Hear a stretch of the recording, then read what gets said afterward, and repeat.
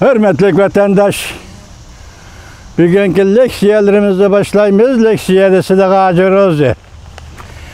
Washington'dan sözleyimiz bugünkü islağı 2020 yıl 7. ayının 30. günü.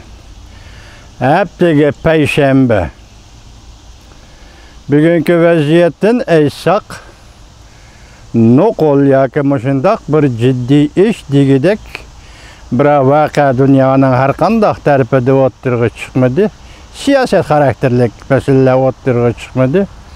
Bugün şuna vatandaşlarga biz doğrudan doğru bundaq bir Cungo'ga nazar torbiyetida e'lon qilingan navbatdagi vaziyat to'g'risidagi bir tahlil maqola bir parça tahlil maqolasini tayyorlab keldik. Vatandaşlarına bunu o'ylashib, tafakkur qilib, nima demoqchi bo'layotganligini tushunish, hosil qilishini umid qilaman, hurmatli vatandaşlar. Buning mavzu mundaq: Amerika-Jungo munosabati yemirlishdan hal qilg'uch urushgacha. Mavzuluq maqola 7. ayının 30. günü Jungo'ga nazar torbiyetida e'lon qilindi. Abduravi xo. Maqola mundaq boshlandi vatandaş. 7. ayının 23.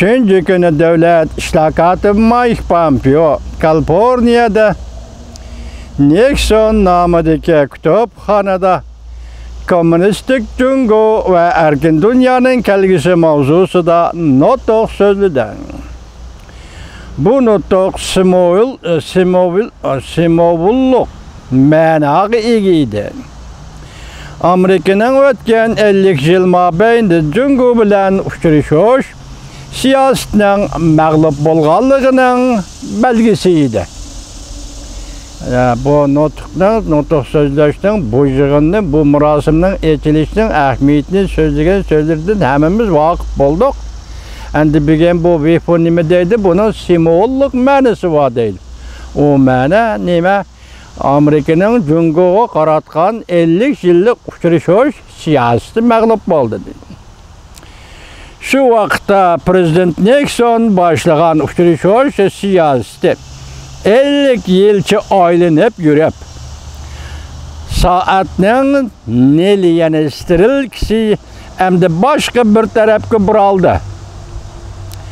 Devlet İşlakatı Mike Pompeo'ning nutqi o'xshash bo'lmagan tarixiy davriylikning boshlanganligidan darak berdi. Devlet İşlakatı Mike Pompeo'ning nutqi o'xshash bo'lmagan tarixiy davriylikning boshlanganligidan darak berdi. Bu mushu navbatlik hukumatning siyosat qiyofatini emas, balki Amerikaning o'xshash bo'lmagan bo'lim organlari fikrining jumladan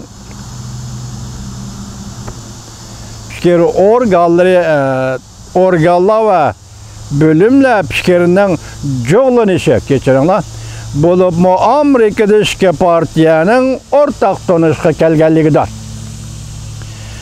O'xshash bo'lmagan bölüm ve organlar.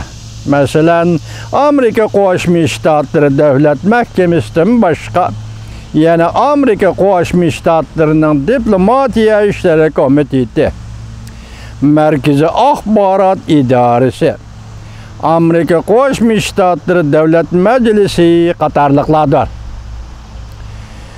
Shuning ichidagi eng mustahkam asos Amerikada ikki partiyaning Jungo masalasida o'rtaq tanishqa kelganligidir. Cho'ng saylamga yaqinlashgan sari garchi saylam raqobati bo'lsa-mu, lekin partiya o'tirisidagi birdan-bir ittifoqlik va o'zgarmaydigan Jungo siyosatidagi qattiqlik yoki qattiq qo'l bo'lish ve umumyüzlük hemmini aşkarlaştı. Bir Amerika'daki partiya Cumhuriyetçiler Partisi ve Demokratlar Partisi hazır gerçi saylam ciddiligi düşüp kalgan bolsa ki göz karaş birdek. Cüngüge qarıtılgan göz karaş birdek boldu deydi. Endilikte növbette Amerika Koşmuş Ştatlarının siyaseti meyli qaysı partiya bolsan cüngü üçün etkandı o çok ve aşkardır. Yani bu degellik nimi desek şunu deyimiz. Belki arını ada juda kılıp eçivitimiz. Aradık geplerini eçivitimizdik. Ben aynı vasıla köp kıtım tekrarladım.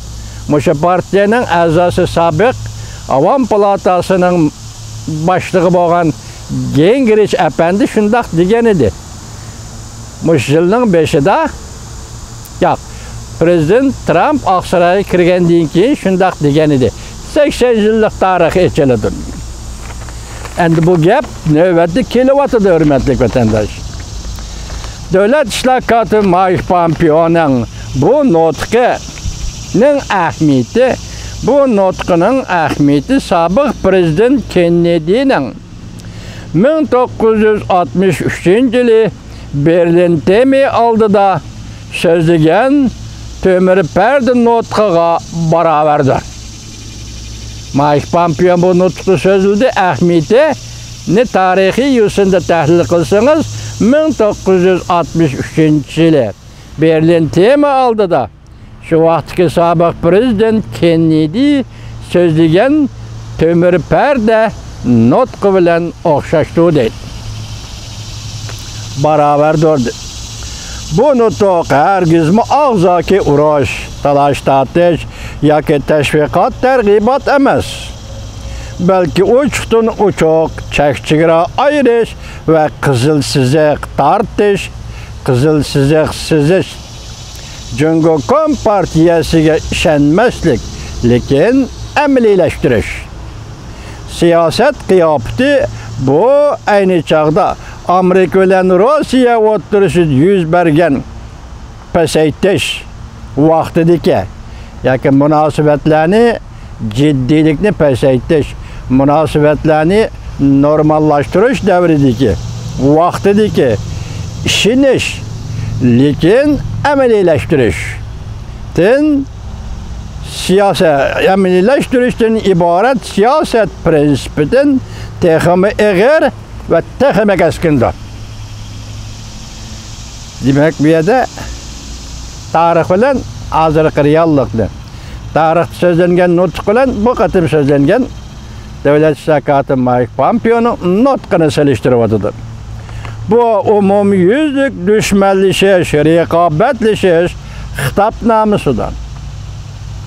Bu katım nutuk umumyüzlük düşmanlaşış ve rekabetleşiş hitapnamısıdır. Yani Amerika cüngü bile umumyüzlük düşmanlaşış ceryanına kirip geldi degenliktir. Yani Amerika cüngü bilen umumyüzlük düşmanlaşış ceryanına kirip geldi degenliktir. Xuddi aynı çağda Rusya Afganistan'a tecavüz kılıp kirgende Amerika normallaştırış siyasetini derhal tutup koyup nahayta katı kol kıyafette sabık Sovetlerinin kengaymiçilik siyasetini çekdigenge okşaş. Sabık Sovetlerinin kengaymiçilik siyasetini çekdigenge okşaş. Devlet siyaseti belgelengen aman ok yadın çıkan okdan kaytıp gelişi olmaydı. Amerika dünyadaki barlık ittifaklaşlar bilen ittifaklaşıp, cüngünü korşavğı elip ve çeklep, çırak meyi tügep gitip, küyüp durgan çırak piliki üçüp kalgandek, gömürülgen Sovetlerge okşaş, cüngü hem gümran buludu. Alt okşuşkine vatandaşa okşuş, acayip okşuluğa okşuşken. Devlet İşler Mike Pompeo'nun sözlügen nutku, devlet siyaseti yarlığa beraberdir. Bu nokta bir neçe qitti, bir neçe bu nutqda bir neçe mühim noktalar var keçiringlar. Prezident Trump hükümeti avvalgi 3 yil ichida amaliy manfaatga ko'proq e'tibor berdi deylik. İdeologiyani ojizlashtirdi deylik. Umumiy qadr-qimmat va kishilik huquq siyosatiga sal qaradi deylik. Amaliyotda men shunda o'ylaymanki, vatandoshim, Prezident Trump Oqsaroyga kirgandan beri o'zi garchi og'zaki holda kishilik huquq degan bir og'iz gapni og'izdan chiqarmagan bo'lsa-mu, biroq Prezident Trump hukumatining hukumat a'zolari, kabinet a'zolari Oqsaroyga kirgan 5-4 yil burungi 1-oyning 20-kunidan taki hozirgacha to'xtamay kishilik huquq to'g'risida nutq so'zlab keldi. Kishilik huquq faoliyatchilari bilan ko'rishib keldi. Ularga yestashlik qildi, ularni qo'lladi. Selishtirganda, tarixdagi har qanday bir hukumatga selishtirganda, masalan, Cumhuriyetçiler Partisi'nin sobiq prezidenti George W. Bush'dan tortib, hozirgacha bu kishilik huquq ko'ngil bo'lish Cumhuriyetçiler Partisi'nin an'anasiga aylanib qoldi. Amaliy sal qardi kishilik huquq siyosatiga sal qardi debdi avtor. Qaysi nuqtadan kuzatdi buni men bilamadim vatandoshlar. Endi hozir Amerika allaqachon uyg'ondi. Davlat ishlar kotib Mike Pompeo'ning so'zi bilan aytganda, biz bir rahmsiz paketni e'tirof qilishimiz lozim. Ham buni bir necha yil yetakchi idea qilishimiz lozim. Davomini anglaymiz, hurmatli vatandoshlar.